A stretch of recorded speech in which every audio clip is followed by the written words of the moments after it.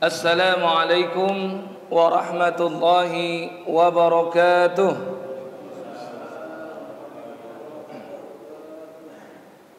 Ini nada suaranya pertanda masih puasa. Ya. Assalamualaikum warahmatullahi wabarakatuh. Alhamdulillahi hamdan katsiran tayyiban mubarakan fihi kama yuhibbu rabbuna wa yardah. Allahumma salli ala Muhammadin wa ala ali Muhammad kama sallaita ala Ibrahim wa ala ali Ibrahim innaka Hamidum Majid. Allahumma barik ala Muhammadin wa ala ali Muhammad كما باركت على إبراهيم وعلى آل إبراهيم إنك حميد مجيد اللهم سبحانك لا علم لنا إلا ما علمتنا إنك أنت العليم الحكيم اللهم انفعنا بما علمتنا وعلمنا ما ينفعنا وزدنا علما ثم أما بعد. Jamaah salat asar yang dimuliakan dan dirahmati oleh Allah Subhanahu wa taala, bapak-bapak, ibu-ibu serta adik-adik remaja segenap jamaah Masjid Al-Furqan yang insyaallah dirahmati Allah Subhanahu wa taala. Mari kita panjatkan puja-puji syukur kepada Allah Subhanahu wa taala di sore hari dengan cuaca hujan. Ini merupakan keberkahan dari Allah Subhanahu wa taala yang Allah turunkan kepada kita sejak awal bulan Ramadan. Sepertinya baru sekarang ini hujan. Betul enggak? Ya. Dan ini tidak menyurutkan semangat kita untuk terus hadir dalam salat 5 waktu secara berjamaah. Wabil khusus salat asar.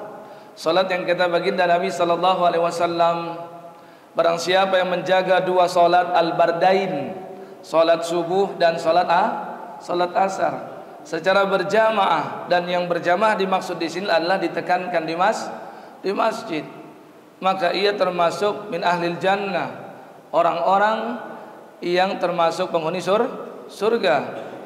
Dalam riwayat lain, hafizu ala salatil bardain, jagalah salat al-bardain, salat subuh dan salat asar. Kenapa 2 salat ini bisa menjauhkan diri hamba dari api neraka? Kenapa demikian? Karena 2 waktu ini kita perhatikan, waktu di mana paling nikmat untuk beristirahat. Kalau subuh mah nggak usah ditanya, ya. Kalau asar masih banyak orang yang terlelap dalam tidurnya. Mungkin ada yang tidur selepas zuhur, ada yang tidur sebelum asar. Tapi biasanya tidur yang sebelum asar ini membuat terlewat sholat asar berjamaah. Apalagi sedang puasa Ramadan kayak begini, yang paling enak ya tidur. Ngabuburitnya itu tidur. Perut kosong, pikiran kosong, waktu juga kosong. Maka yang paling nikmat apa? Tidur. Nah, ini salah satu rahasianya kenapa Allah Subhanahu wa taala simpankan keutamaan yang besar bagi orang-orang yang bersedia untuk istiqomah melaksanakan salat asar secara berjamaah. Karena itulah waktu umumnya dan mayoritas manusia lalai dari mengingat Allah Subhanahu wa taala. Ini baru dari satu sisi kita lihat. Belum di sisi yang lain, kalau diperhatikan, ketika Allah Subhanahu wa taala berfirman dalam Quran surat Al-Isra surat ke-17 di ayat ke-78, Allah berfirman, aqimis salata liduluki syamsi ila ghasaqin laili wa qur'anal fajr inna qur'anal fajri kana mashhuda.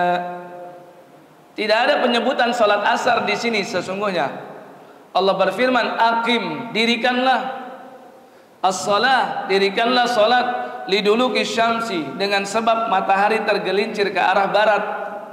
Waktu salat ketika matahari di tengah kemudian bergeser ke barat, itu namanya waktu salat zuhur. ketika di tengah dilarang untuk sholat. Dan yang maksud larangan ini sholat mutlak. Selain sholat mutlak, ya boleh sholat yang ada sebab. Datang ke masjid, ada sholat tahiyatul masjid, walaupun dilarang, maka tidak ada masalah, karena ada sebab yang mendahului.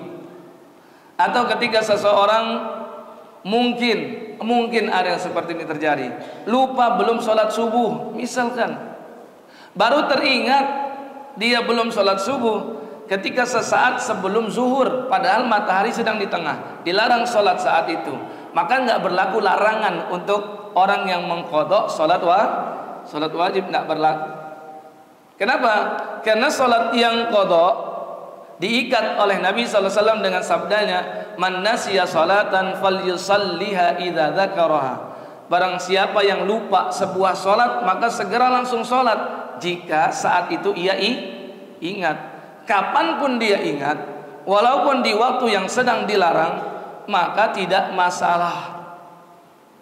Ini dulu kisyamsi ila ghasaqil laili, sampai dengan waktu malam hari, yang dimaksud adalah salat maghrib.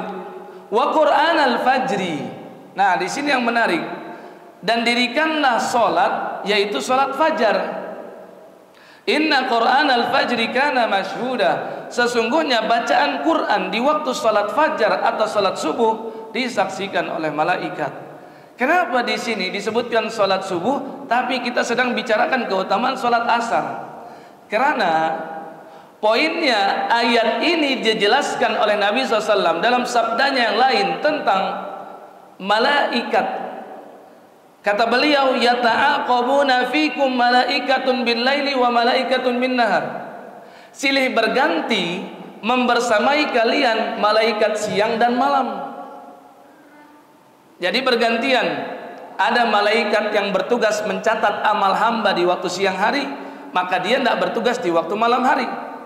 Ada yang bertugas mencatat di waktu malam, maka tidak ada sip siang bagi malaikat ini. Tapi kata Nabi, hanya ada dua waktu malaikat siang dan malam ini bersatu, bergabung, sehingga bumi ini sangat sesak dengan malaikat, sangat sesak.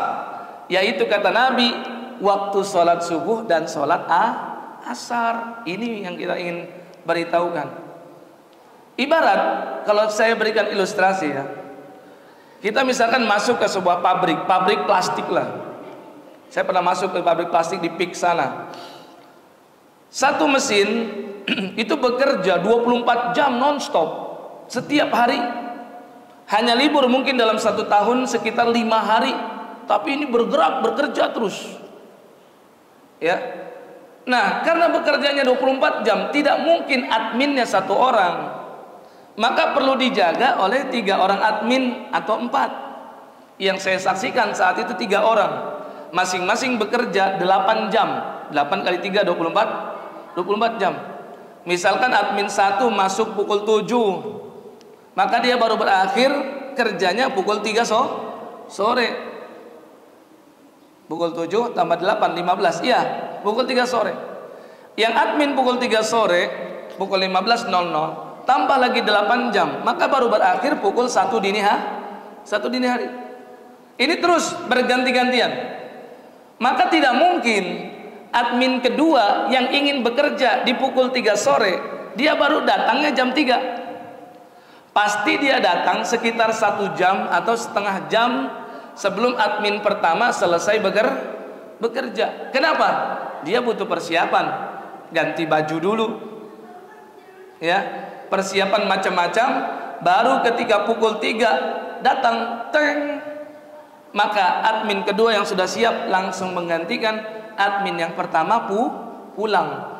Sehingga ada waktu di mana 2 admin ini berkumpul. Jelas gak gambaran ilustrasinya? Begitupun yang bekerja admin ketiga berikutnya, sama, dia sudah datang sekitar 1 jam atau setengah jam, itu paling maksimal itu, ya, tidak bisa dikurangi lagi lah. 15 menit terlalu mepet itu. Setengah jam sebelum usai kerjaan admin sebelumnya, admin berikutnya harus sudah datang, ya, untuk persiapan sehingga ketika sudah masuk waktunya langsung bekerja, tidak ada hentinya itu mesin bekerja. Inilah kira-kira gambarannya. Malaikat malam menyaksikan hamba-hamba Allah, ada yang sholat malam, ada yang tilawah Quran, ada yang sholat isya, ada yang tarawih, ada yang bersedekah malam hari diam-diam. Bermacam-macam amal-amal hamba Allah di malam hari dicatat oleh malaikat. Dan malaikat ini di waktu subuh mereka tidak langsung naik ke atas untuk melaporkan catatan yang sudah mereka catat, tapi mereka menanti dulu, menetap dulu di bumi ini sampai malaikat siang itu turun, sehingga berkumpul ini di waktu subuh, malaikat siang dan malam. Itu kata Nabi SAW. Barulah ketika subuh sudah selesai, malaikat malam naik ke atas melaporkan catatan yang sudah mereka tulis kepada Allah, dan gantian tugasnya malaikat siang yang bekerja. Begitupun di waktu asar. Di waktu asar malaikat malam itu sudah turun, sudah menunggu sampai selesainya sholat asar atau lewat sedikit sesuai dengan ilmu pengetahuan Allah detailnya kapan. Tapi kata Nabi di waktu sholat asar, maka malaikat siang pun naik ke atas membawa catatan amalnya, melaporkan kepada Allah, dan gantianlah malaikat malam yang bertugas. Ini cuma dua kondisi waktunya, waktu subuh dan waktu asar. Maka waktu-waktu yang lalai manusia saat ini, ternyata ini waktu di mana malaikat sangat banyak. Ketika malaikat begitu banyak memenuhi bumi ini, maka keberkahan pun semakin melimpah. Ketika malaikat menetap pada sebuah tempat, maka syaitan yang akan berlarian. Selalunya begitu. Kata Nabi, rumah yang dibacakan Al-Quran, didirikan sholat di dalamnya, dikerjakan sebanyak kebaikan di dalamnya, maka malaikat yang banyak memenuhi rumah tersebut dan syaitan yang pergi. Sebaliknya rumah yang gak pernah dibacakan Quran oleh penghuninya, bolehlah rajin baca Quran di masjid, boleh, tapi jangan lupa berikan porsi keberkahan Quran untuk rumah kita. Karena ditempati anak kita, ditempati istri kita, kadang ada yang ditempati orang tua kita. Kita ingin keberkahan Quran ini gak cuma ada di masjid, tapi dibawa ke rumah. Makanya Nabi seringkali juga sholat sunnah di rumah, ingin memberikan keberkahan di dalam rumah. Tatkala keberkahan ini banyak, malaikat banyak, maka setan yang pergi. Tapi kalau tidak dilakukan hal tadi, maka berubah, syaitan yang banyak menetap dan malaikat pun pergi. Nah ini rahasia tentang yang namanya waktu asar. Maka mudah-mudahan Allah Subhanahu wa taala yang telah mengizinkan kita berada di masjid ini di waktu asar dan telah menurunkan hujan untuk pertanda tambahnya keberkahan, senantiasa melimpahkan keberkahan bagi kita, umur dan usia kita, keluarga kita, dan harta benda kita semuanya, seluruhnya diberkahi oleh Allah Subhanahu wa ta'ala. Amin, amin ya rabbal alamin. Bapak dan Ibu sekalian yang dirahmati dan dimuliakan Allah Subhanahu wa ta'ala, hari ini, sore ini kita akan membahas tentang ada beberapa hal dan perkara yang dilupakan atau kurang diperhatikan sepanjang bulan Ramadan. Bagi kaum muslimin, mendengar nama Ramadan atau Ramadan bahasa Arabnya, tentu yang teringat pasti puasanya. Yang kedua mungkin teringat hiruk pikuk dan hingar bingar salat tarawihnya. Mungkin yang teringat buka puasanya, mungkin yang diingat lebarannya, mungkin yang diingat kalau emak-emak mungkin diskon lebaran, pakaian baru, kue lebaran, dan seterusnya. Hal ini sudah menjadi syiar di tengah kaum muslimin. Mendengar nama Ramadan ini yang teringat. Tapi sesungguhnya ada beberapa perkara yang jauh lebih penting dari itu semua. Dan begitu pentingnya ini, Sampai-sampai jika kita betul-betul memperhatikan hal ini, maka insya Allah Ramadan kita lebih bermakna. Ramadan kita nilainya mungkin menjadi Ramadan yang terbaik tahun ini. Ramadan kita akan menjadi Ramadan yang paling berkesan, sehingga kita berharap tahun depan kita jumpa lagi dan kita ingin lebih baik lagi. Kalau ini kurang diperhatikan, maka biasanya Ramadan berlalu udah begitu saja. Tidak ada peningkatan iman, tidak ada peningkatan takwa, tidak ada peningkatan amal saleh. Sehingga dikhawatirkan termasuk menjadi ancaman bagi dia. Hadis Nabi sallallahu alaihi wasallam yang berlaku, raghima anfuh, celakalah seseorang. Raghima anfuh, celakalah seseorang. Raghima anfuh, 3 kali kecelakaan Nabi doakan bagi dia. Padahal Nabi itu kehadirannya, wa ma arsalnaka illa rahmatan lil alamin. Kehadiran beliau itu sebagai rahmat bagi alam semesta. Bahkan dalam kesempatan lain beliau mengatakan, aku diutus bukan untuk mengumpat, bukan untuk mencela, bukan untuk mendoakan keburukan, tapi kehadiranku sebagai rahmat bagi semesta alam. Tapi kali ini berbeda. Nabi doakan kecelakaan, berarti ada rahasianya. Siapa yang celaka ya Rasul? Kata para sahabat. Maka Nabi SAW bersabda, man dakhala alaihi Ramadan summan salakha minhu falam yughfar lah. Orang-orang yang usianya dipanjangkan sehingga bertemu dengan bulan Ramadan. Berapa banyak di antara kita yang sudah alumni Ramadan sampai 30 kali, mungkin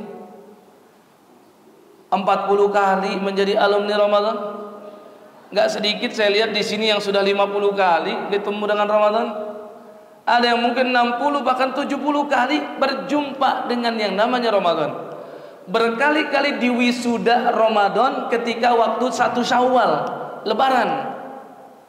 Tapi ternyata biasa-biasa saja setelah kehilangan Ramadan. Dan biasa-biasa saja ketika berjumpa dengan Ramadan berikutnya. Hal ini dikhawatirkan.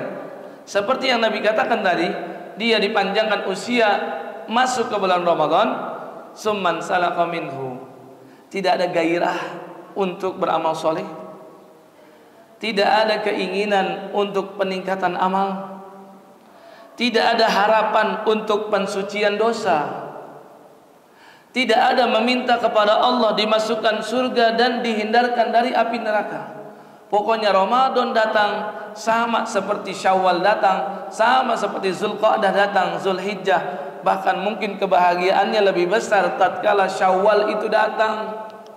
Ini kata Nabi, khawatir orang ini celaka, falam yughfarlah, sehingga tidak diberikan ampunan oleh Allah Subhanahu wa taala.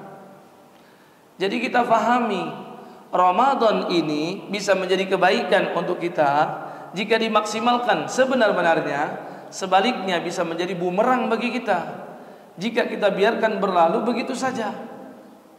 Nah, sudah 3 hari ini kita menjalani Ramadan dan akan masuk malam yang keempat bulan Ramadan. Kira-kira kita sudah perhatian dengan hal-hal yang akan kita sampaikan ini belum? Yang pertama yang banyak kurang diperhatikan itu adalah kualitas puasa itu sendiri. Mungkin sejak tarawih pertama ada yang menyampaikan tentang kam min shaimin, betapa banyak orang yang berpuasa, laisa lahu min siyamihi, tidak memperoleh apapun dari puasa yang ia kerjakan, illal ju' wal atas, kecuali rasa lapar dan dahaga. Mungkin ini berkali-kali kita dengar penceramah menyampaikan hadis ini, para dai juga menyampaikan hadis ini, tapi masih saja kita kurang perhatian. Kenapa?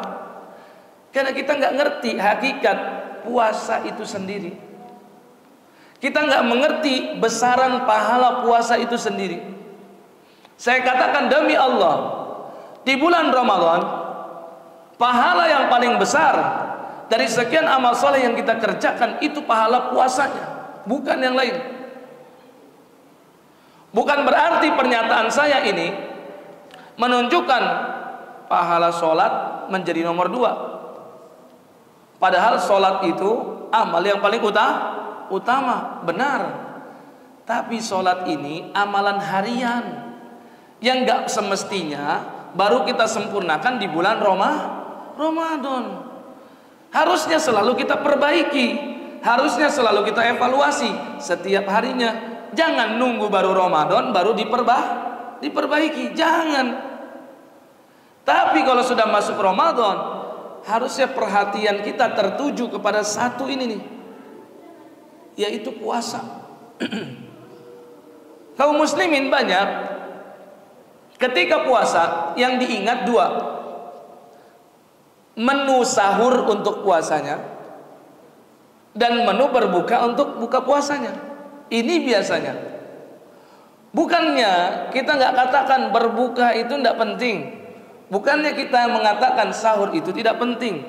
Tapi kalau kita ingin peringkatkan mana yang terpenting, mana yang harus lebih diprioritaskan, ya kualitas puasa itu sendiri. Karena kita masih memungkinkan untuk puasa tanpa makan sahur, betul nggak? Karena jika dibandingkan puasanya wajib, sahurnya cuma sunnah. Karena seseorang bisa berpuasa sempurna walaupun hanya dengan berbuka seteguk air. Jadi kita sepakat tuh, menu sahur dan menu berbuka puasa itu nomor sekian kalau dibandingkan dengan puasa itu sendiri.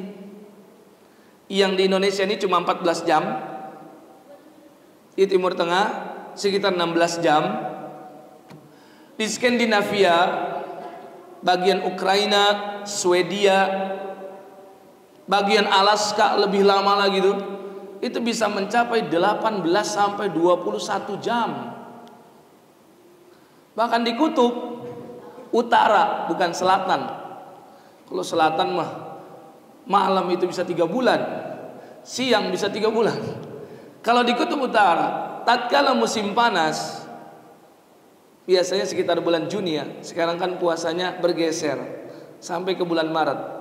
Di Timur Tengah pun sekarang bulan Maret itu masih ada sisa-sisa musim dingin sebenarnya, belum masuk musim panas. Ya makin bergeser ini.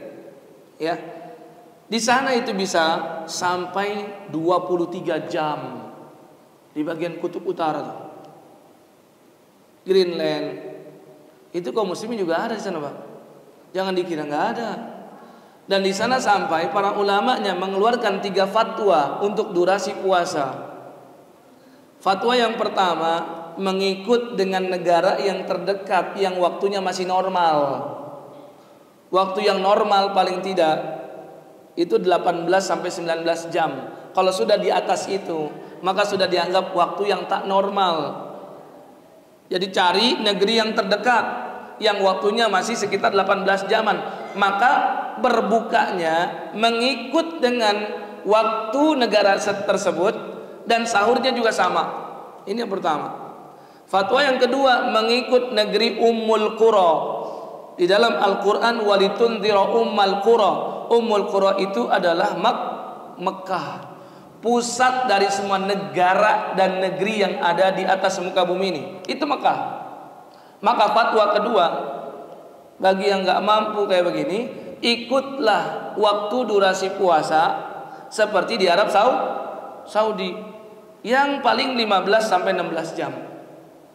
Yang ketiga, betul-betul mengikut firman Allah Subhanahu wa taala surat Al-Baqarah ayat 187, waqulu washrabu, dan makanlah dan minumlah hatta yatabayyana lakumul khaytul abyadu minal khaytil aswadi minal fajr, sampai nampak jelas dan terang bagimu benang putih di antara 2 benang hitam.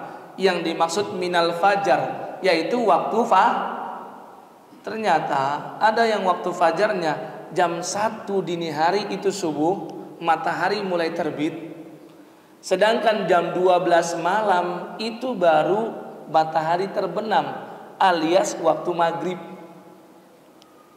Jam 12 ke jam 1, Pak. Jadi dari maghrib sampai subuh itu waktu malamnya cuma 1 jam. Ada Dan ada kaum muslimin yang komitmen dengan jenis puasa yang ketiga ini. Coba bayangin, 23 jam Pak, 14 jam ini gak ada apa-apanya loh. Puasa kita ini gak ada apa-apanya loh.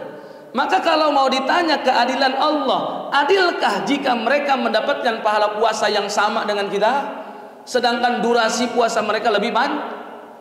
Kesabaran mereka meningkat, rasa lapar mereka meningkat, rasa dahaga mereka meningkat. Jelas pahala untuk mereka lebih besar. Kita bisa mungkin menyaingi mereka dari segi keikhlasan misalkan, itu tuh. Atau dari segi niatnya diperpanjang, karena niat itu punya pahala tersendiri di luar pengerjaan amal itu sendiri. Nah gini kita harus perhatikan puasa yang berkualitas, karena inilah satu-satunya ibadah yang dikatakan oleh Allah dalam firman-Nya di dalam hadis qudsi yang diriwayatkan oleh sahabat Abu Hurairah radhiyallahu taala anhu, fa innahu li, karena sesungguhnya puasa Ramadan itu milikku seutuhnya kata Allah, wa ana ajazi bihi, maka aku pun yang langsung memberikan pahalanya. Kita bayangkan, kita sholat dari gerakan yang kita lakukan, tumakninah yang ada pada sholat kita, bacaan yang kita lafalkan, kemudian apa lagi, gerakan-gerakan di luar sholat yang kadang mungkin dilakukan karena hajat atau memang karena enggak khusyuk, itu semua menjadi indikator kekhusyuan kita sejauh mana. Jika persentase khusyuknya kecil, maka pahalanya juga semakin kecil. Itulah kata Nabi, inna rajul layan sorif, sesungguhnya seseorang usai melaksanakan sholat, wa ma kutiba lahu, nggak dicatatkan pahala untuk dia illa kecuali usyru sholatih, ada yang cuma 1/10 doang. 4 rakaat asar kita jalankan, dianggap oleh Allah nilainya 0,4, 1/10 ya.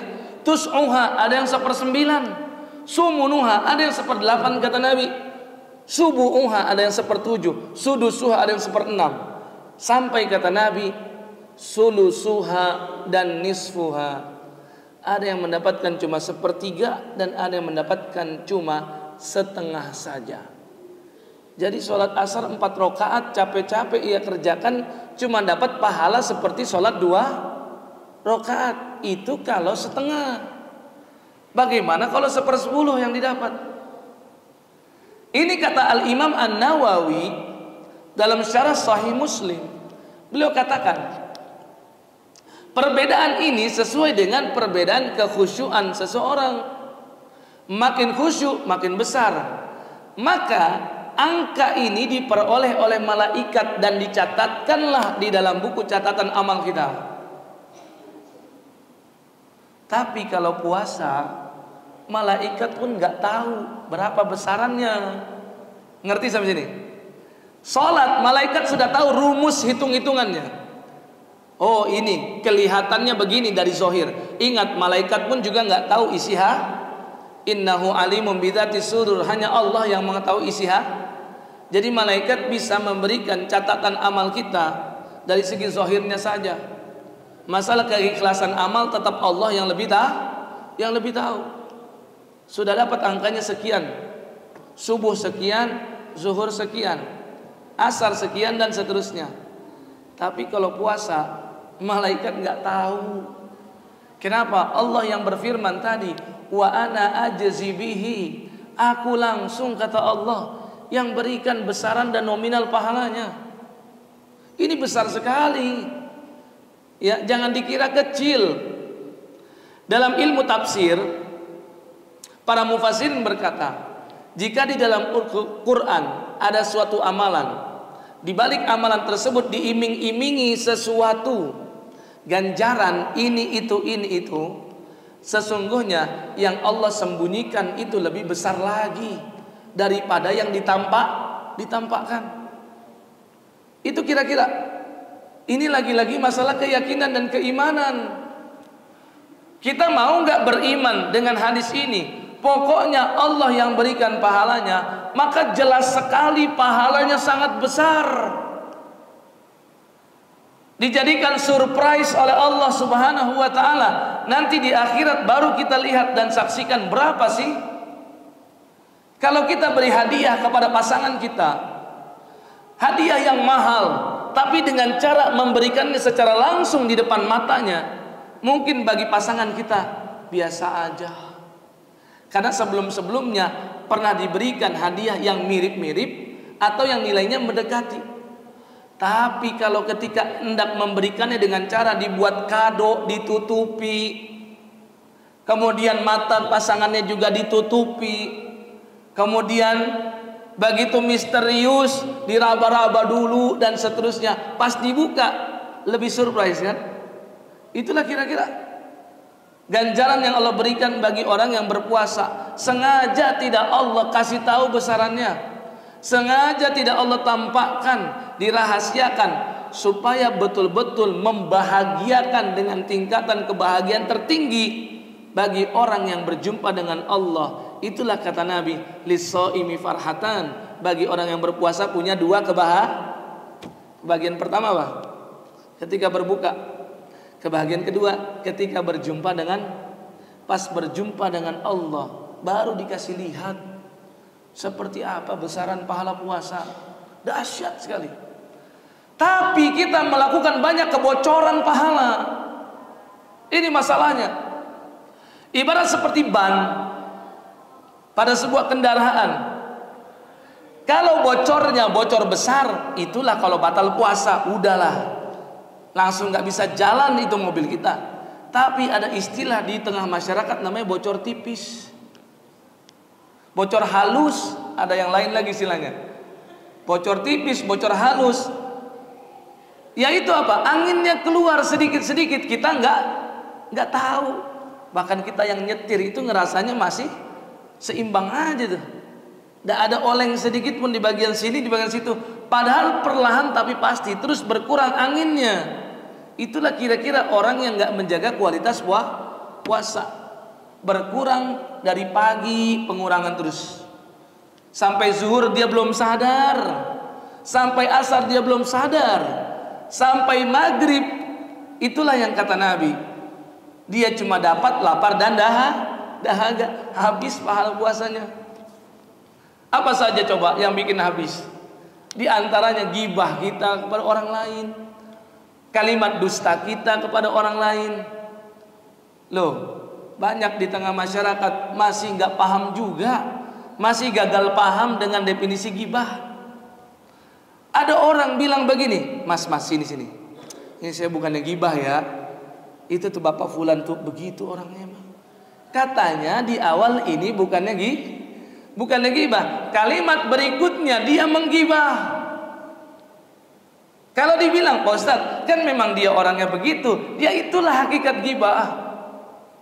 Kita tahu bapak fulan kalau datang sholat berjamaah pasti jadi masbuk mulu tuh, padahal rumahnya dekat. Kita bilang sama teman kita yang di shop 1 pas ngeliat ke belakang, masbuk mulu tuh. Kasih tahu, saya bilangin, bukannya gibah ya, itu orang emang tiap hari begitu sholatnya di belakang mulu, gitu katanya.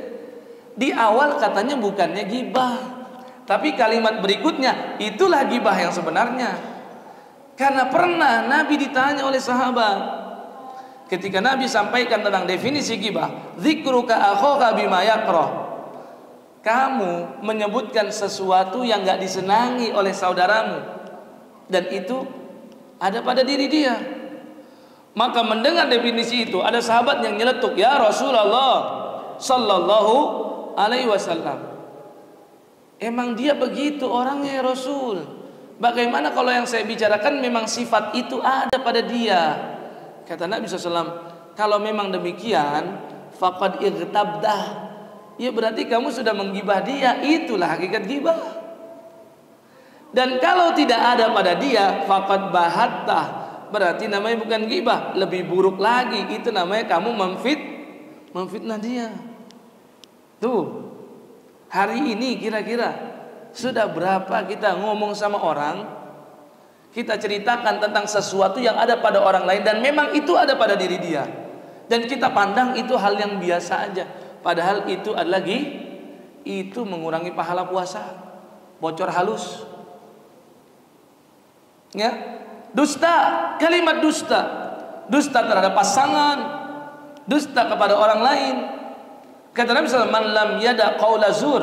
Barang siapa yang tidak meninggalkan ucapan dusta wal amala bihi, dan masih terus mengerjakannya, falaisa lillahi hajah, maka Allah tidak butuh dengan puasanya dia. Masa bodoh, mau dia puasa mau enggak, bagi Allah sama aja. Kenapa? Karena sudah hilang pahala. Ini menunjukkan nih, ini salah satu bocor halus yang bisa menjadikan bocor besar, kalimat dusta dan ghibah. Apalagi menikmati aurat lagi. Ini tiga hal ini umumnya ada di televisi di rumah kita, ada di handphone kita, ada di channel YouTube yang biasa kita tonton, ada di medsos yang biasa berjam-jam kita buka. Tiga hal ini umumnya ada, Pak. Ya. Kenapa sih nggak kita kurangi durasi bermedsos kita di bulan Ramadan? Kenapa sih nggak kita kurangi durasi menonton TV kita? Kenapa sih nggak kita kurangi durasi menikmati hiburan di YouTube itu? Bukannya nggak boleh, masalahnya berapa banyak channel dakwah yang ingin kita buka, baru hendak mendengar ceramah diselipi dengan iklan aurat. Aurat satu, ingin setel playlist ceramah yang kedua, aurat lagi. Di pertengahan aurat lagi, di pertengahannya lagi, kalau bukan aurat iklan riba lagi, gitu aja terus. Bener gak? Kita ingin lihat channel dakwah, ingin mendapat pahala, tapi diselingi dengan begitu. Maka kalau tidak kita bijak dan cerdas menyikapinya, habis itu pahala kita dengar ceramah dibandingkan dengan dosa melihat aurat. Dan ingat, dosa aurat melihat itu nggak seperti yang dibayangkan oleh masyarakat yang mengatakan sepanjang masih pandangan pertama. Aduh, ya, ada orang menikmati gitu ya kecantikan wanita yang bukan mahramnya di jalan. Begitu panjang dia liatin lama, dikatakan kenapa? Mumpung masih pandangan pertama, kalau sudah kedua dosa. Salah lagi kan? Salah kaprah memahaminya. Yang halal itu nazrah fujaah, pandangan tiba-tiba. Artinya tatkala terkejut melihat, maka langsung segera paling, jangan ditungguin sampai nabrak tiang. Kalau ditungguin lama, walaupun itu masih pandangan yang pertama belum ngedip, itu sudah dinilai dosa. Harus segera palingkan. Yang gratis itu, yang kagetnya itu tuh, langsung segera palingkan, maka menjadi tidak berdosa. Tapi walaupun tidak berdosa, Pak, kalau hal ini nggak bijak di pandangan kita berikutnya, maka bisa mengotori hati, dan efeknya bisa bahkan sampai lupa banyak hal. Orang ngadu, saya sudah berusaha ngapal, dikit ngapalnya banyak yang lupa, banyak ngapalnya banyak juga yang lupa. Yang paling repot itu kan yang banyak ngapal gitu, banyak lupa, atau sedikit ngapal tapi banyak yang lupanya. Nah, itu paling repot tuh. Nah, di antara yang bikin itu lupa Quran kita, lupa hafalan kita adalah aurat itu tuh. Tiga inilah nih: telinga, lisan, mata. Dan hebatnya lisan cuma satu saja, bukan bibir ya, lisan. Satu saja tidak bertulang, tapi ini paling banyak mendulang dosanya tuh. Ya, kalau mau dibandingkan dengan mata dan telinga. Ini nih kebocoran yang sering terjadi. Berikutnya lagi, kebocoran apa lagi? Ada yang dengan alasan puasa, maka kerjanya menjadi telat-telatan datang. Ada yang malas-malasan aktivitas, berangkat ke masjidnya menjadi lebih lambat, lebih sering masbuk, alasannya lemes puasa. ini lagi-lagi nggak memahami hakikat puasa. Itu bisa mengurangi pahala puasa juga. Ya, ada juga yang nongkrong nggak jelas, majelis yang lepas dari zikir kepada Allah. Ini nih yang paling pertama yang sering dilupakan dan kurang diperhatikan selama Ramadan. Yang kedua, ini amalan ringan, ringkas, efisien waktu, efisien tenaga, gak mengeluarkan banyak biaya, tapi pahalanya gede banget. Cuman saya perhatikan, gak semua orang mengandalkan amal yang satu ini sepanjang Ramadan. Padahal seandainya amal pribadi dia sedikit, seandainya ngaji Qur'annya dikit, puasanya, maksudnya puasa doang, nggak mengandalkan yang lain. Sholat tarawih kadang nggak sempat. Tilawah Quran juga nggak nyampe khatam. Seandainya amalan pribadinya sedikit, tapi dia mengandalkan amal yang saya ingin sampaikan ini, maka insya Allah bisa jadi gede banget pahalanya. Apa itu? Memberikan iftar. Harusnya semua di antara kita itu punya proyek ini nih dalam 1 bulan Ramadan. Sebelum kita proyekkan tentang khatam Quran kita dan seterusnya, harusnya ini nih, memberi makanan berbuka bagi orang yang berpuasa. Kenapa dahsyatnya kata Nabi, man fattara shaiman, barang siapa memberikan iftar, makanan berbuka, bukan yang mengenyangkan. Gak harus 1 porsi nasi padang, gak harus 1 porsi warteg, gak harus 1 porsi lontong sayur. Cukup apapun yang bisa membatalkan puasa orang yang sedang puasa. Yang kata para istri Nabi, kebiasaan Nabi kalau berbuka pakai kurma. Tingkatan yang pertama yang paling favorit bagi Nabi itu rutop, kurma yang basah. Ya, nggak awet di luar, biasanya diletak di kulkas. Ya, itu rutop, agak basah, rasanya agak-agak kayak sawo dia, kecoklatan. Baik yang kurma jenis merah, kuning atau hijau, semuanya akan menjadi agak kehitaman, agak kecoklatan. Kalau sudah pada tingkatan namanya rutop. Ini booster ASI terbaik.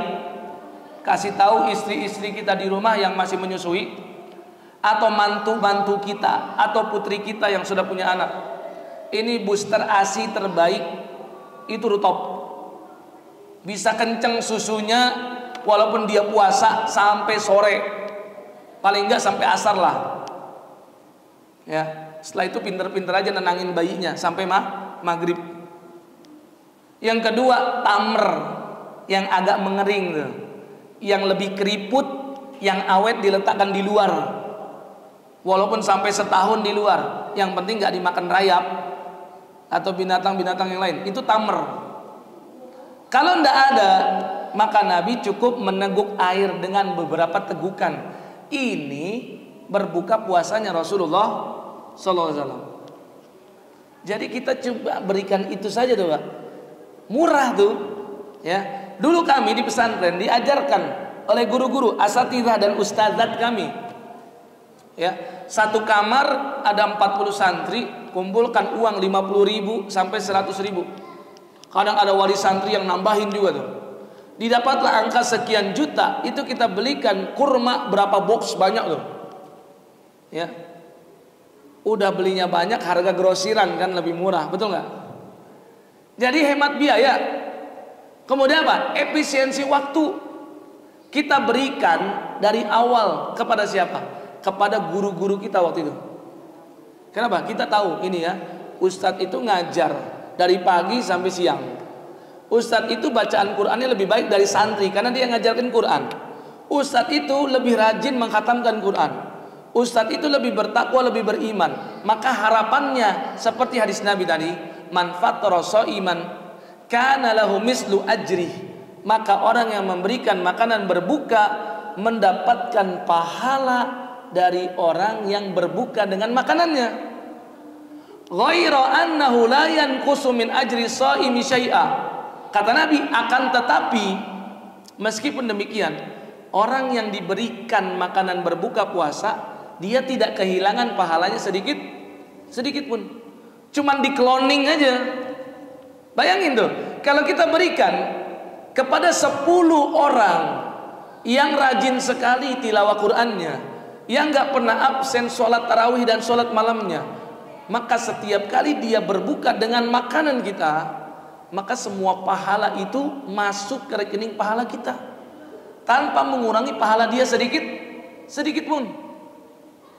Maka kami dulu diajarkan begitu, diberikan ke ratusan ustadz, satu ustadz diberikan 2 box, atau orang soleh yang lain, maka setiap kali ia berbuka dengan kurma yang kita kasih, maka 1 hari ibadah dia itu ngalir kepada kita. Efisien tenaga juga, ngasihnya cuma sekali, udah untuk jangka panjang. Bisa kita kasih air putih juga, bisa kita kasih mungkin air yang berwarna. Ada orang yang favorit minumnya teh misalkan, kasih itu kepada dia. Yang paling utama kasih ke orang tua dulu, jelas. Al-Baqarah 215. Yas'alunaka madza yunfiqun. Mereka bertanya kepada engkau Muhammad, apa yang bisa mereka infakkan?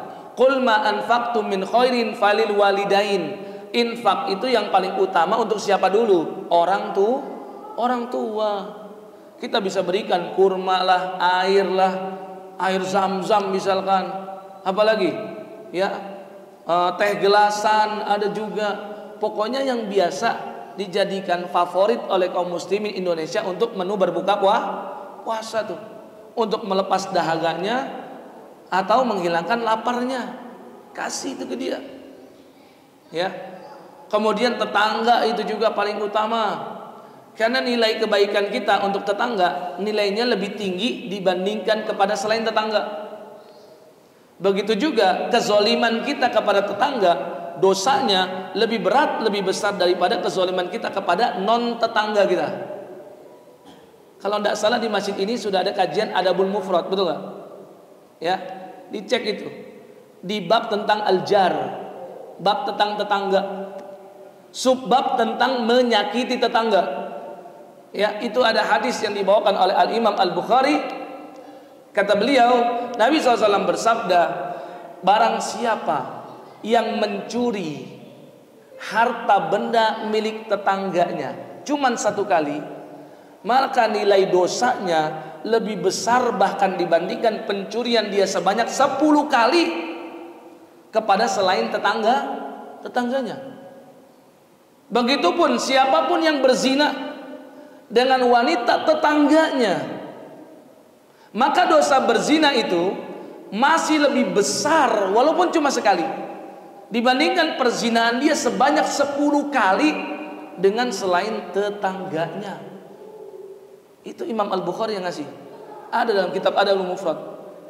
Maka begitupun kata beliau, faedah hadis ini, siapapun yang memberikan kebaikan kepada tetangganya, maka nilainya lebih besar dibandingkan kebaikan kita kepada 10 orang yang bukan tetangga. Paling utama tuh orang tua, tetangga, baru yang lain. Yang lain ini bisa kita klasifikasikan, peringkatkan dari orang yang paling rajin ibadahnya. Kita perhatikan, kita paling tahu tuh yang rajin ibadah di Masjid Al-Furqan siapa tuh?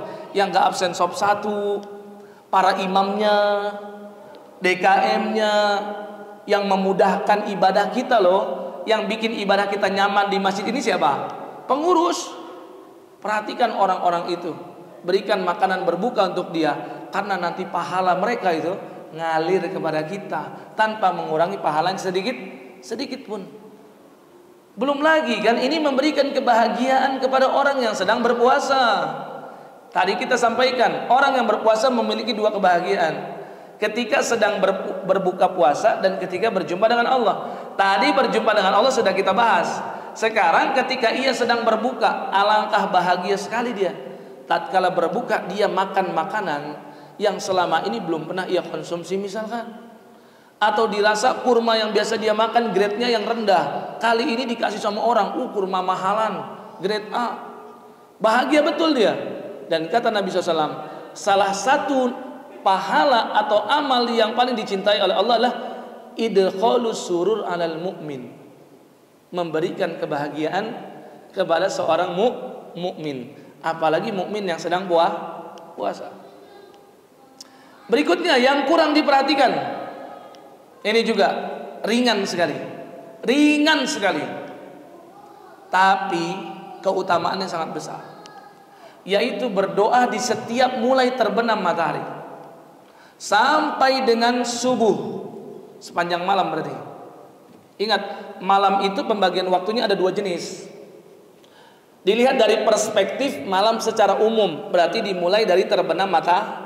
Itu kan sudah berganti tanggal untuk hijriah. Ya. Kalau sekarang puasa ketiga, berarti nanti terbenam matahari sudah malam keempat. Besok siangnya puasa kan begitu. Tapi kalau dari perspektif sholat malam, maka pembagian waktu malamnya lain lagi. Karena nggak ada sholat malam yang dikerjakan ba'da maghrib. Sholat malam baru bisa dikerjakan setelah berarti pembagian malam yang namanya sepertiga itu dimulai dari kapan? Dari isya sampai subuh. Jelas nggak nih? Pembagian malam itu ada 2. Perspektif 1 lebih secara umum, perspektif 2 secara khusus. Nah, yang kita inginkan di sini adalah makna yang pertama, malam secara umum. Jadi dari terbenam sampai dengan terbit lagi matahari atau subuh. Ini ada satu doa yang ringkas, gak banyak dibaca oleh kaum muslimin. Tapi kalau ini dikabulkan oleh Allah, kita gak butuh yang lain-lain lagi, Pak. Gak butuh. Apa doanya? Doanya berdasarkan dari hadis Nabi SAW. Riwayat Abu Hurairah dalam Sunan At-Tirmidzi, dihukumi sahih oleh para muhaddisin. Bunyi hadisnya, walillahi utaqa'u minan nar wa zalika kulla lailah. Perhatikan. Walillahi, dan Allah memiliki utaqa'u minan nar, orang-orang yang dibebaskan dari api neraka. Dan siapa-siapa mereka orangnya? Wa zalika kulla lailah, orang-orang yang selalu meminta kepada Allah di setiap malam bulan Ramadan. Pertanyaannya, sudah berapa kali kita minta? Dari malam yang pertama tuh, malam Kamis, sampai sekarang nih menjelang malam Ahad. Berapa kali kita minta? Berapa kali kita prioritaskan zikir di malam hari itu dengan ucapan Allahumma a'tiq riqabana minan nar, Allahumma a'tiq riqabana minan nar. Dari hadis tadi tuh, utaqa'u minan nar, utaqo itu artinya yang dibebaskan, orang-orang yang dibebaskan minan nar dari api Maka dari hadis ini bunyi doanya menjadi Allahumma, ya Allah, a'tiq, bebaskan, riqabana, tengkuk dan leher kami, minan nar, dari api neraka. Kenapa bahasanya tengkuk dan leher? Ya, bahasa Arab sastranya tinggi. Orang Arab membayangkan orang ketika diperbudak, dijadikan hamba sahaya yang bisa dipaksa, itu seperti orang yang dibelenggu tangan sampai lehernya nih. Ini namanya utaqo nih, orang yang mau dibebaskan. Ya. Maka ibarat kita itu sebagai hamba yang dipaksa masuk neraka, maka kita mohon kepada Allah supaya dibebaskan. Saya kasih tahu, ini kalau dikabulkan kita nggak butuh doa yang lain. Kenapa? Karena orang ketika sudah dibebaskan dari api neraka, maka pasti tempat di akhiratnya di mana? Di mana tempatnya? Surga. Karena nggak ada tempat ketiga di akhirat sana. Ada yang bilang, Pak Ustadz, kan ada Ashabul A'raf. Itu ada surat Al-A'raf, surat ke-7. Ada orang-orang yang namanya Ashabul A'raf. Iya, ada kedudukan namanya Al-A'raf. Tapi ini cuma sementara. Kata Allah Subhanahu wa taala, Ashabul A'raf melihat ke kanan, orang-orang dimasukkan ke dalam surga, maka mereka bermohon kepada Allah supaya dimasukkan ke dalam surga. Dan ketika melihat ke kiri, orang-orang dijebloskan ke neraka, mereka berkata, Rabbana la taj'alna mal qaumil kafirin. Jangan engkau satukan kami dengan golongan orang kafir yang akan dijebloskan ke. Ini memang ada kedudukan ketiga, tapi cuma ujung-ujungnya mereka akan dimasukkan ke. Poinnya, kalau kita sudah dibebaskan dari neraka, maka tempat kita tinggal yang satu lagi, yaitu Gak ada yang kita harapkan nanti di akhirat kecuali surga, Pak. Ini poinnya. Kenapa saya katakan kalau doa ini sudah dikabulkan, kita nggak butuh yang lain. Yang kedua, orang bisa masuk surga, bisa. Siapa mereka? Mudah, yang punya keimanan di dalam hatinya walaupun sebesar biji zarah. Tapi orang-orang yang kayak begini pasti akan dimasukkan ke neraka dulu. Disucikan dan dibersihkan dulu dosanya, barulah akhirnya berhak masuk surga. Karena yang punya iman gak mungkin kekal di neraka. Ujungnya akan masuk surga. Pertanyaannya, seberapa kuat kita menanggung siksa neraka? Maka untuk paling aman, kita berharap kepada Allah masuk surganya kan tanpa hisab dan tanpa azab. Salah satu caranya ini doa tadi, a'tiq riqabana minan nar. Kalau sudah dibebaskan dari neraka, berarti tidak akan merasakan neraka sedikit pun. Tapi banyak kan yang lupa baca ini. Ringkas tuh, Allahumma satu kata, a'tiq dua kata, riqabana tiga kata, minan nar 5 kata ringkas. Bisa nggak dihafal? Ya, coba kita ulang. Allahumma a'tiq riqabana minan nar. Allahumma a'tiq riqabana minan nar. Ulangi lagi. Allahumma a'tiq riqabana minan nar. Nah, udah hafal kan? Udah hafal ternyata. Mudah sekali. Mulai terbenam matahari sampai dengan subuh. Karena itu semuanya namanya malam. Kata Nabi kan wadzalika kullalaila. Pembebasan dari api neraka tuh bukan di 10 hari terakhir saja, tapi di seluruh malam dari Ramadan yang kita miliki. Maka jangan pernah lepas doa ini, Pak. Lagi berangkat ke masjid, setelah baca doa keluar rumah, baca doa menuju ke masjid, kan ada doanya sendiri. Terus perbanyaklah doa ini. Kalau istighfarnya sudah banyak, kalau subhanallah wa bihamdi subhanallahil azimnya sudah banyak, kalau sudah kalimat la ilaha illallahnya sangat banyak, maka jangan lepas nih doa tadi. Allahumma a'tiq riqabana minan nar. Tidak ada bilangan tertentu, tidak ada jumlah tertentu. Sebanyak-banyak. Sembari menghadirkan perasaan, Allah pasti mengabulkan.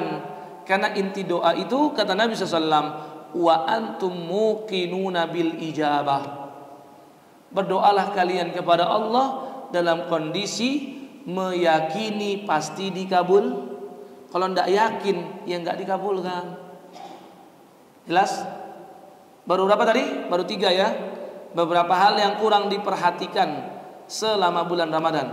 Jadi bagi yang masih lalai baca doa tadi, mulai malam ini perbanyak, malam esok lagi, jangan pernah lupa sampai akhir bulan Ramadan, sampai 10 hari akhir bacaan doa yang terbanyak selain Allahumma a'tiq riqabana minan nar dan Allahumma innaka afuwun tuhibbul afwa fa'fu anni. Berikutnya yang kurang diperhatikan, tatkala salat tarawih lebih fokus dengan ceramah tarawih dibandingkan sholat tarawihnya sendiri. Ya, betul di zaman Nabi itu nggak ada ceramah tarawih, benar nggak? Nggak ada. Tapi kita sebagai yang mengelola ini masjid dan ingin membangun infrastruktur karakter jamaah masjid, nggak cuma infrastruktur masjidnya aja, tapi karakter jamaahnya harus dibangun. Maka yang paling pertama itu harus punya ilmu. Dan kita tahu momentum penyampaian ilmu dan nasihat yang paling tepat untuk saat ini di negeri kita adalah di waktu sholat Jumat, adalah ketika tausiah Ramadan, karena jamaah sedang membludak dan banyak. Maka berijtihad dengan memberikan nasihat ilmu itu nggak apa-apa di waktu bulan Ramadan. Diselipkan di tengah sholat tarawih, tidak apa-apa. Ini termasuk masalih mursalah. Sebagaimana dulu sahabat mengkhawatirkan hilangnya Quran, mereka pikirkan media yang lain apa, dituliskan, dicatat, dibukukan jadi satu. Tadinya catatannya terserak, terpisah-pisah, di sahabat fulan, di sahabat fulan, di sahabat fulan. Ternyata banyak yang wafat menghafal Quran ketika peristiwa perang Yamamah melawan nabi palsu Musailamah al-Kazzab. Khawatir nanti Quran hilang dengan hilangnya para maka sekarang apa? Dijadikan dengan kertas. Sekarang lebih canggih lagi, di handphone kita ada aplikasinya. Ini namanya masalih mursalah, bukan perkara baru dalam agama lain. Maka demikian juga kita bisa menyelipkan ceramah tausiah di tengah sholat tarawih. Dan gak pantas ketika ada tausiah atau nasihat orang malah baca Quran. Dengarkan, cuman mohon perhatiannya jangan panjang, karena ini bukan tempatnya untuk ceramah panjang. Ceramah panjang ini kayak sekarang kajian khusus bisa dibuat ba'da zuhur. Tapi kalau malam tarawih memang yang paling penting itu sholat tarawihnya. Maka usahakan durasi sholat itu yang lebih panjang.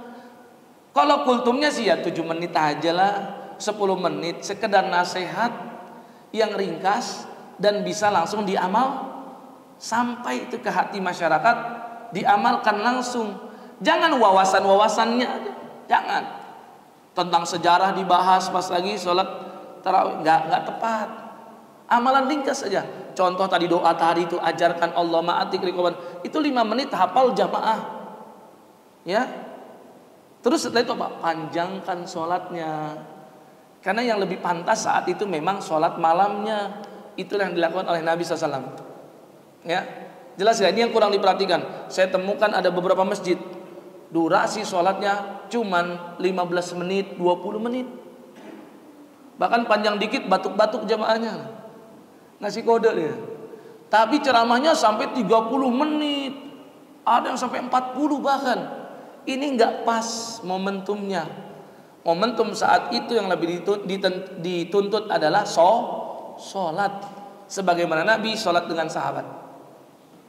Yang terakhir saya rasa perlu diakhirkan ini, padahal masih banyak ya. Yang kelima yang kurang diperhatikan itu adalah masalah kunut sholat witir. Banyak beberapa masjid yang beralasan tidak kunut karena di masjidnya tidak biasa, betul nggak? Ya, Bapak Ibu sekalian yang dirahmati dan dimuliakan Allah, kunut itu ada 3 macam. Masing-masing kunut ini hukumnya berbeda-beda. Kunut itu nggak satu bentuk. Ada namanya kunut nazilah. Ini dibaca setiap sholat.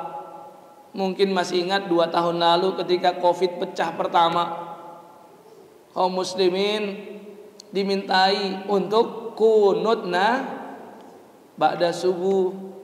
Ya, bukan ba'da subuh, ketika sholat subuh, sholat zuhur, asar, maghrib, isya, semua sholat 5 waktu dilakukan kunut. Ini nggak ada perbedaan di antara para ulama, disyariatkan.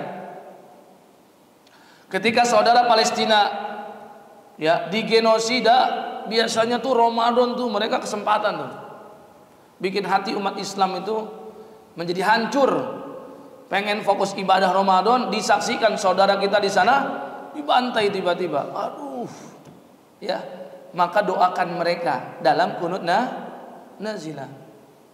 Nabi pernah melakukan selama 1 bulan full, terus ditinggalkan. Ada namanya kunut subuh. Ini yang diperselisihkan. Masjid Al-Furqan boleh nggak kunut subuh, tapi sangat rugi kalau nggak kunut witir, karena lain derajatnya. Masjid lain boleh dibiasakan kunut subuh, tapi sangat aneh kalau nggak biasa kunut karena kunut witir lebih tinggi derajatnya daripada kunut subuh. Ya, kunut subuh itu diperselisihkan oleh para ulama. Dari Imam Mazhab, Imam Asy-Syafi'i seorang yang menyunnahkannya. Ingat, bukan wajib. Kadang salah kaprah juga yang mengaku sebagai Syafi'iyah. Saya ini pengikut mazhab Syafi'i. Tatkala sholat di Al-Furqan yang nggak kunut, cepat-cepat pulang, ngulang sholat lagi. Kenapa? Tadi imamnya nggak kunut, tuh salah kaprah kan? Padahal Imam Syafi'i nggak mengatakan rukun sholat atau wajib tapi cuma sekedar sunnah. Jika dia sholat sendiri, kelupaan dan teringat sebelum salam, maka sujud sahwi dianjurkan. Ya. Tapi meskipun dengan sujud sahwi tetap saja menurut beliau itu sunnah. Kalau kebagian imamnya yang nggak kunut dan dia nggak sujud sahwi, jangan kepalang soleh, imamnya salam dia malah sujud salah. Ini nih. Kalau kulit subuh boleh lah gitu. Tapi kunut witir hadisnya jelas banget. Riwayat Al-Hasan cucu Nabi SAW. Beliau berkata, "Allamani Rasulullah sallallahu alaihi wasallam." Rasul mengajarkan aku kalimatin, beberapa kalimat, aquluhunna fil witri, yang aku bisa panjatkan dalam doa kunut witir. Apa bunyinya? Itulah yang Allahumma hdina fiman dan seterusnya. Itu sebenarnya kunut witir. Dan digunakan oleh mazhab Syafi'i juga untuk bacaan kunut subuh. Jadi kalau mau dibandingkan, kunut witir itu lebih tinggi derajatnya daripada kunut subuh. Maksud tinggi di sini bukan tinggi kemuliaannya, tapi hampir nggak ada perselisihan di antara ulama. Jadi mazhab Hanafi, Imam Ahmad yang mengatakan kunut subuh bahkan bid'ah, beliau mengatakan kunut witir tapi kenapa nggak populer di masjid-masjid sekitaran kita? Betul nggak? Ya. Yang berbeda itu di antara mereka cuma waktu pelaksanaannya. Itu aja. Untuk mazhab Syafi'i mereka mengatakan pertengahan Ramadan baru dilakukan kunut witir malam 15. Ya. Apa dasarnya? Hadis riwayat Ubay bin Ka'ab. Asar, bukan hadis Nabi, asar. Tatkala Ubay ditunjuk oleh Umar di tahun 14 Hijriah. Ingat sholat tarawih di zaman Nabi cuma 3 malam, nggak lebih. Malam 23, 25 dan 27. Berarti selama ini sholat tarawih kita salah dong dari malam pertama. Oh enggak juga, kesimpulannya bukan begitu. Kita katakan lebih utama sholat tarawih di masjid dan dari awal. Kenapa? Karena ketika dimintai klarifikasi, ya Nabi kenapa nggak mau keluar lagi? Beliau takut nanti diwajib. Tuh poinnya. Jadi sengaja Nabi cuma 3 malam. Keinginan Nabi sih inginnya setiap cuman khawatirnya nanti diwajibkan. Kalau diwajibkan mungkin sahabatnya mampu, tapi kita gini yang lemah imannya mampu nggak? Sedangkan meninggalkan yang wajib itu dosa. Itu tuh saking perhatiannya Nabi. Jadi alasannya karena takut diwajib, makanya beliau nggak sholat setelah 3 hari itu. Terus zaman Abu Bakar 2 tahun 3 bulan beliau menjabat jadi khalifah, juga sama, tidak ada sholat tarawih berjamaah. Masjid Nabawi itu di pojok sana ada yang sholat, pojok sana ada yang sholat, bisa-bisa dan mencar-mencar. Tahun ke-14 Hijriah barulah Umar yang menyatukan semuanya dan dijadikan menjadi satu siapa imamnya? Ubay bin Ka'ab. Ubay cerita, Umar perintahkanku untuk memimpin sholat malam atau sholat tarawih. Terus kata Ubay, karena Umar melihat keimanan sahabat dengan tabi'in itu beda dong. Iman orang-orang yang ketemu dengan Nabi langsung, yang ikut dalam dakwahnya Nabi, perjuangan dan jihadnya Nabi, keluar keringat menetes darah bersama Nabi, imannya beda dong dengan tabi'in yang gak pernah jumpa dengan.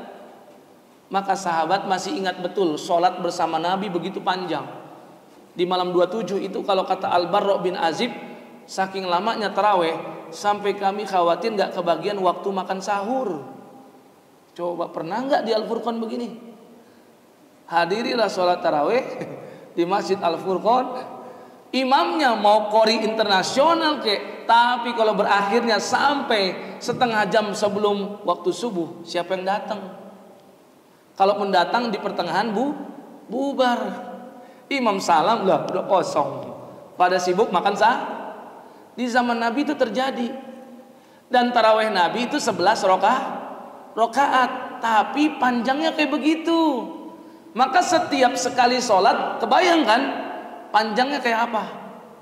Maka oleh Umar dibuat formasinya berubah. Dan kata Nabi kan apa? Hendaklah kalian ikuti sunnahku dan sunnah khulafaur. Siapa khulafaur rasyidin? Salah satunya Umar. Maka yang dilakukan Umar ini bukan menyelisihi Nabi Muhammad, justru karena beliau paling ngerti maksud Nabi.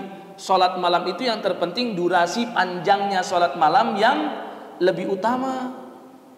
Jadi mau 11 rakaat 3 jam dibandingkan 23 rakaat yang cuma 30 menit, mana lebih baik?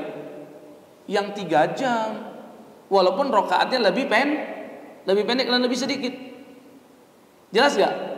Ya, di Al-Furqan 11 rakaat dengan tempo atau durasi 1 jam dibandingkan 23 rakaat di masjid lain yang cuman 11 menit. Ada kan 11 menit tuh di Jawa Timur tuh. Ya, udah ratusan tahun itu, Pak. Berabad-abad itu. Ya, itu namanya kalau kata saya tarawih versi proklamasi tuh. Diselesaikan dalam tempo yang sesingkat-singkatnya itu. 11 menit loh Pak, 23 rakaat, bayangin. Apa yang dibaca, tumakninah tidak. Maka yang 23 kalau cuma setengah jam, tapi kalau dibandingkan dengan 11 rakaat yang 1 jam, lebih baik yang mana? Yang 1 jam itu. Makanya Umar rubah dari 11 menjadi 20. Itu di zaman Umar baru berlaku. Dan baru semalam sejarah mencatatkan, ya, di Masjidil Haram yang biasa 23 akhirnya berubah menjadi 13. Saya dikasih tahu sama kawan saya yang lagi di sana. Baru tahun ini nih. Berabad-abad dari dulu 23 terus, sekarang menjadi 13. Ini kan menunjukkan ulama di sana tuh ngerti. Poin intinya bukan di rakaat, tapi di panjang durasi sholat. Makin panjang makin dicintai oleh Allah, makin utama makin besar pahalanya. Nah, kata Ubay di zaman Umar dijadikan 23 supaya durasi setiap kali sholat lebih pendek. Kasihan kan yang mau buang air kecil, udah lama-lama dia nunggu sampai rakaat kedua nggak tahan, akhirnya ke kamar mandi. Jadi kan dia ketinggalan 2 rakaat. Tapi kan kalau lebih pendek kan lebih nyaman dia. Nah, kata Ubay, di pertengahan Ramadan Umar perintahkanku untuk kunut witir. Ini nih yang menjadi dasar mazhab Syafi'i, mengatakan kunut witir itu di pertengahan Ramadan. Tapi bahkan di masjid kita mungkin gak dilakukan di pertengahan sampai akhirnya. Kenapa? Kurang mengerti keutamaannya. Sedangkan di Arab Saudi, di Oman, di Qatar, di Bahrain, di Yaman, yang umumnya mazhab Hambali atau Hanabilah di sana, mereka mengatakan karena hadisnya menunjuk kepada keutamaan kunut dalam sholat witir, maka sholat witir itu nggak terikat cuma di bulan di bulan Sya'ban kita sholat witir nggak? Di bulan Rajab sholat witir nggak? Semua malam kita disunnahkan sholat witir. Makanya di sono sejak tanggal 1 Ramadan sudah kunut witir. Karena sesungguhnya kunut witir dianjurkan di setiap kali sholat witir. Makanya masjid kita paling tidak ngikut antara dua pendapat ini. Kalau dari awal nggak dimulai karena mungkin masih asing, dari sekarang diedukasi jamaah sehingga nanti nggak kaget di pertengahan Ramadan kita sholat witir berjamaah plus kunut witir seperti para imam Masjidil Haram dan imam Masjid Nabawi di sana juga melakukan. Ya, jelas sampai sini? Ya, 5 sajalah hal-hal yang kurang diperhatikan selama bulan Ramadan. Kurang lebihnya mohon maaf. Ada pertanyaan silakan. Ini hujannya awet ya. Waalaikumsalam warahmatullahi wabarakatuh. Kenapa? Ya, bagus. Iya. Perbedaannya adalah dari segi lafal saja. Inti dan hakikatnya sebenarnya mirip dan hampir sama. Cuman hadis tentang ajirni minan nar ini termasuk doa wirid harian. Artinya kalau sudah masuk bulan Ramadan, yang lebih ditekankan yang tadi itu, karena menyesuaikan hadis Nabi. Yang kedua, ajirni minan nar itu bisa dibaca siang hari. Tapi kalau a'tiq riqabana minan nar menyesuaikan hadis Nabi di malam hari. Maka kalau mau sempurna bisa kita sempurnakan dua-duanya dibaca. Sepanjang dari ba'da subuh sampai dengan menjelang maghrib baca ajirni minan nar. Ada sebagian menyunnahkan di waktu ya ba'da sholat. Ada sebagian mendhaifkan hadis itu sehingga tidak mengamalkan. Tapi intinya yang namanya doa, ya doa apapun bebas. Maka bisa kita baca itu di siang harinya, pas malamnya a'tiq riqabana minan nar. Karena artinya mirip. Kalau ajirna jauhi atau lindungi kami dari neraka. Ya. Kalau yang malam lebih khusus, bebaskan dari api neraka. Jadi mirip.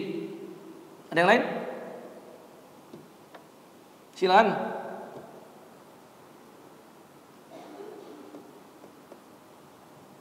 Enggak ada? Kalau enggak ada ya sudah, jangan dipaksa. Ayo silakan.